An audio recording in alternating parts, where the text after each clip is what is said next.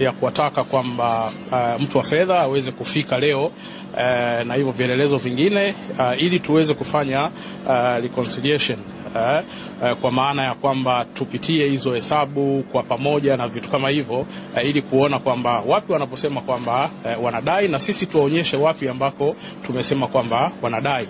Lakini wamefika leo na baada ya kufika wameleta tu barua na baada ya hapo wameondoka, kwa maana kwamba hawakutaka kuzungumza kitu chochote na wamesema kwamba hawako tayari kwa ajili ya mazungumzo. Na hata katibu mkuu wa TFF Kidau Wilfred alipotaka kuzungumza na CEO wa Young Africans Bwana Mtine bado CEO alikataa kuzungumza na katibu mkuu wa TFF. Kwa hiyo TFF iko wazi kwamba kama wanasema wana madai, ofisi ipo na wafike ofisini kwa ajili ya hayo madai yote, kwa sababu sisi tunao uhakika, na ndio maana tulisema kwamba sisi tunawadai na vielelezo vyote vipo. Kwa hiyo wao wanataka tuendelee kuandikiana barua. Sasa hizi ni taasisi kubwa ambazo haiwezekani mkaishi kwa kuandikiana barua alafu mnaanza kuzisambaza huku kuzisambaza huku.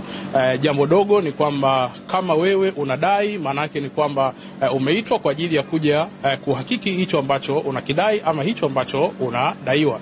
Kwa hiyo maana yake ilikuwa ni kitu rahisi tunapofika TFF uweze kukaa chini na TFF. Ni jambo la muda mfupi sana kuweza kufanya hiyo reconciliation na kila mmoja ajue kwamba nafasi yake iko wapi.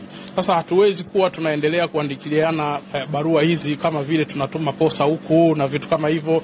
Haiwezekani jambo kama hili. Hizi ni taasisi ambazo kwa namna yoyote ni lazima ufanye kazi kwa namna ile ambayo inatakiwa, ambayo tumewaelekeza nini ambacho cha kufanya. Kwa hiyo wameondoka, wamesema kwamba hawako tayari kwa ajili ya kufanya jambo hilo, na mwisho wa siku wameacha barua tu. Pengine ndimbo barua mmepata kuisoma inaeleza nini?